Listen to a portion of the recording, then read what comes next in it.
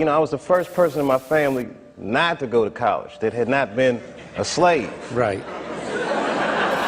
So I was really breaking from tradition, and my mother and my grandmother were freaked out. They had my dad come and talk to me, and my dad takes me outside, and he's like, listen, he says, to be an actor is a lonely life. Everybody wants to make it, and you might not make it. And I said to my dad, well, that depends on what making it is, Dad.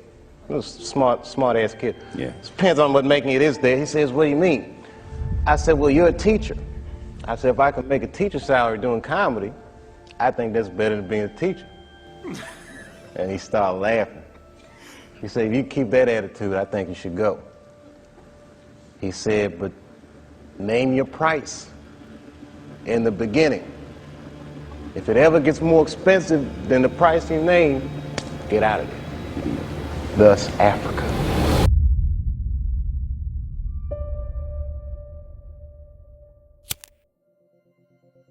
This is Dave. He tells jokes for a living. What are you doing here, man? Who's he talking to? I don't know. He high, man. He's hallucinating, smoking that shit. He's high. Martin Lawrence is the guy that showed everybody you can make it from D.C. to Hollywood. I had a personal stake in his success. Every time he did something, it made me feel inspired and really good. And he was always real nice to me. He'd sit me down, what's going on with you, baby boy? Talk about comedy, whatever.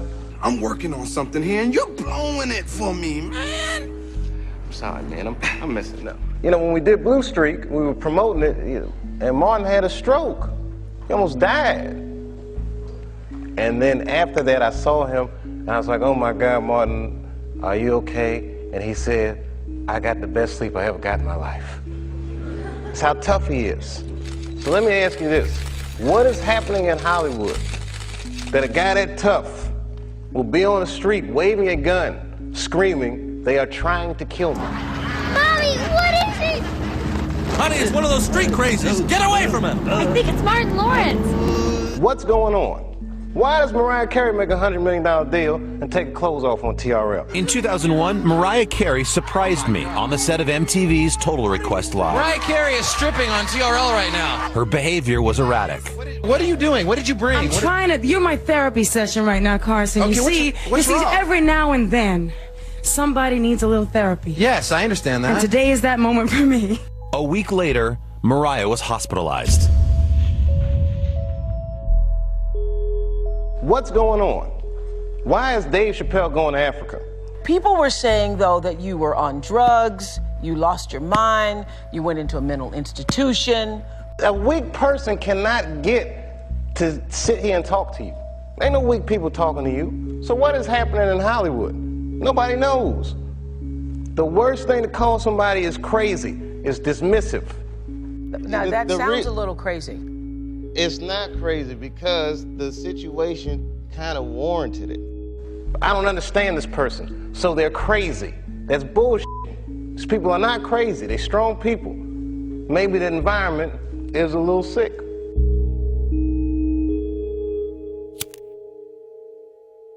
I got it. I know how we could get Kenny out. Ow. Weed, man. We'll sell weed. I was 23 when I was doing Half Baked. I was getting ready to turn 24. And I was going through all the things that a dude goes through when it goes from one level to the next. I was starring in a movie that I wrote. So things start getting crazy around you. Look, I'm not stealing weed. We are not selling weed. And my 24th birthday was coming on August the 24th, and I said, this is gonna be a big one. The morning that I turned 24, phone rang, and my sister was like, Dad had a stroke. For the next year, I watched my father teeter on life and death. Dad was down, the Half Baked didn't come out the way I wanted it to come out. I was real upset about that because it was a real cool script, and then I saw it, I was like, hey man, you made a weed movie. for kids. There has got to be a legitimate way to come up with this money. We just got to think. That's all that is.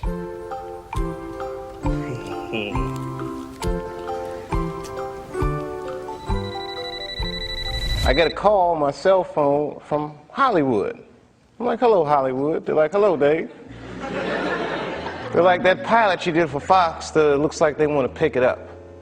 We need you to come out because they want to meet with you. And I was like, well, listen, I can't really come out right now. Got a real bad situation at home. Can we talk about this on the phone? No, they would rather meet with you in person. But you know, like the whore that they turned us into, I jumped on that plane and left my father's bedside, which I regret to this day. And I went out and I sat with these people in this room. Yeah, Dave, we really liked the show, but the pilot episode was about me getting booed off stage at the Apollo. They go, but what are we going to do about it? I mean, there's not really any white people in it. So, well, it's about the Apollo. Well, we were thinking about the girl on the show. We didn't think she was that funny, not that good looking. I think we should recast her. And they started using terms like universal appeal. Basically saying they want me to recast a girl with a white woman. I said, yeah, I don't think I can do this, and I quit. On the cover of Variety, Chapelle pulls the race card. The race card. And I get calls from Newsweek, 60 Minutes. Everybody, we want your story. Now I'm scared to death. I'm like Rosa Parks or something. I'm like, I'm not ready for this. I was just venting a little bit. And then, a few months later, Dad dies. And that's hard for a young dude in his life. That's a real tough loss. I was there when he died. And he went from being my father to what are we going to do with the body. Within moments, it was over. And I'm going through all this stuff, and this is the guy I would usually talk to, right? Dad. And I got to figure this out for myself. I don't want to figure this out for myself. It was just like I was kind of bottoming out. But when my dad died, because I've been commuting back and forth to Ohio so much, that's when I bought the farm, which I call the Hollywood farm.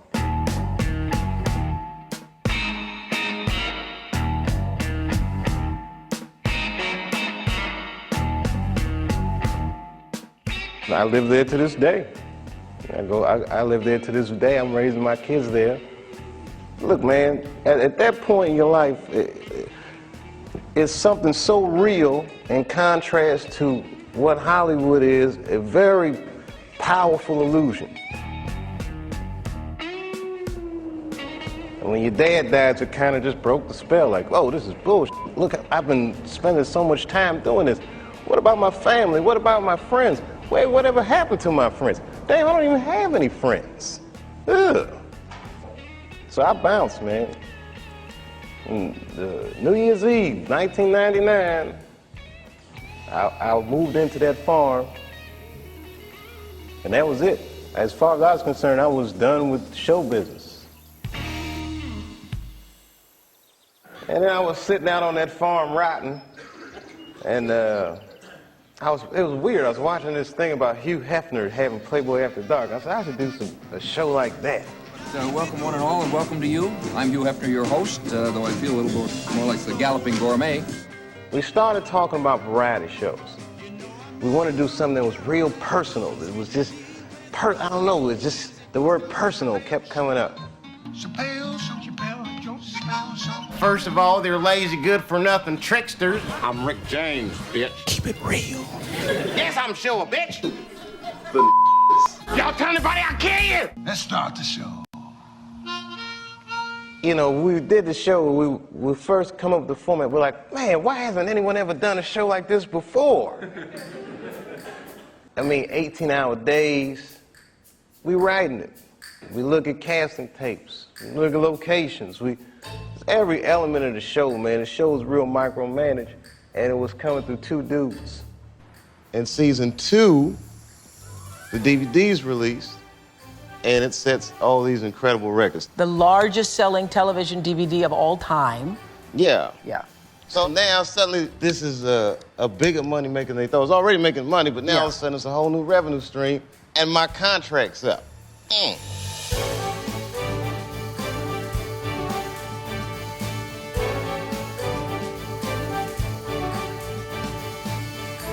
So now, you know, the show is gaining popularity, the ratings are up every week. When the season starts ending, you know, you get the question, so, Dave, what are you gonna do? And blah, blah, blah. And I knew to be real tight-lipped about it. And the show is an incredibly hard show to do. That's the other thing. I mean, it's fun and all these things, but there's a tremendous amount of work that goes into making a show like that. Get your motherfucking hand out of my face. Was there a tipping point for you? I'll give you an example. Hello, Mr. Chapelle. Do you know what you'd like for your in-flight meal? What are you serving? Like, there's this one sketch we did that was about this pixie that would appear whenever racist things happen. Oh, we have fish or chicken. Ooh, wait! I just heard the magic words. Chicken. But the pixie was in blackface. Now, blackface is a very difficult image. But the reason I had chosen blackface at the time was because this was going to be the visual personification of the N-word. I'll have the fish. Thank you very much. You son of a bitch! You don't want no fish! It was a good spirit or intention behind it. Oh, I'm sorry, sir. I just realized we are all out of the fish. Back in the game, baby! But the chicken's quite good. So then when I'm on the set and we're finally taping the sketch, somebody on the set that was white laughed in such a way. How was it prepared? Oh, it's fried. Hallelujah! Hallelujah! Hallelujah! I know the difference of people laughing with me and people laughing at me. And it was the first time I'd ever gotten a laugh that I was uncomfortable with. I'll have a fried chicken. Thank you. Fried chicken! I need some music for this. I mean, I don't want black people to be disappointed in me for putting that out there. No, you didn't want to be disappointed in yourself. You know what, Oprah? You're right. You can have my fish. God damn! Thank you very, very much. I appreciate that. A lot. Long before I walked, I had considered walking. You had considered I had considered walking because I went back to work and the vitamin love was gone because it was a real ugly negotiation. It's a situation where now everybody's taking credit for this and that and the other. It was getting ridiculous. And I knew I was gonna leave, so I got ahead of schedule and I bounced. The whole time, they're trying to convince me I'm insane. They were trying to get me to take psychotic medication.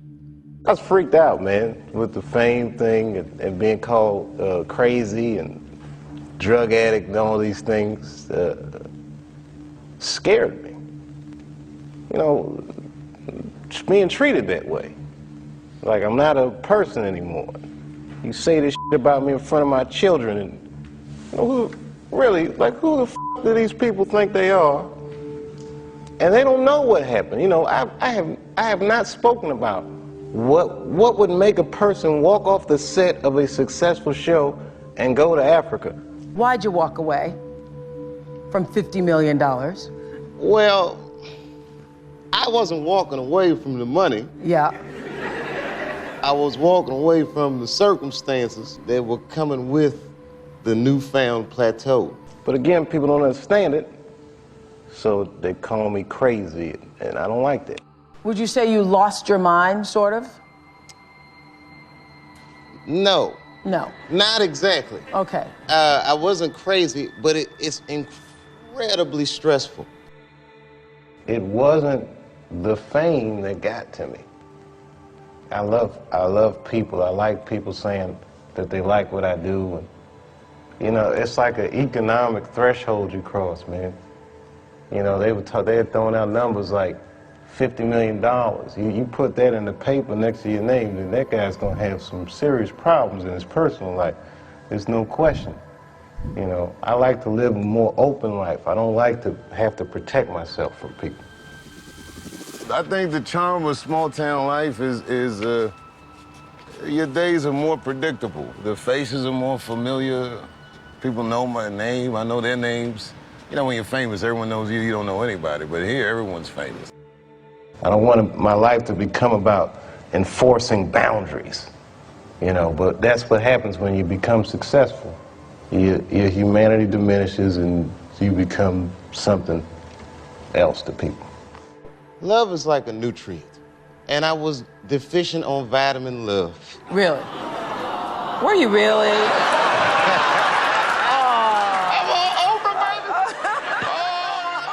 Is that what I want for myself? Did I get too big? Because I like people. I like entertaining. And the higher up I go, for some reason, the less happy I am. You know, is it going to get to the point where I'm doing a striptease on TRL or waving a gun on the street, saying they're trying to kill me? No, I'm not going to let it get to that point. I'm going to go to Africa. I'm going to find a way to be myself.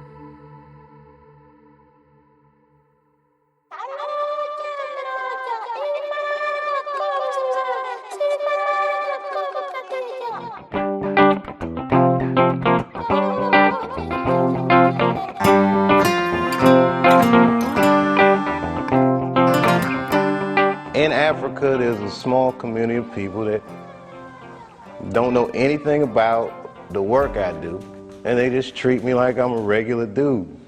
So I knew that in Africa I'd have a place to sleep, and that I wouldn't have to feel strange. And, you know, when they would call me crackhead and all these things in the country where I'm from, in Africa, they didn't know anything. They was feeding me and taking care of me and taking me to the mall and just regular stuff.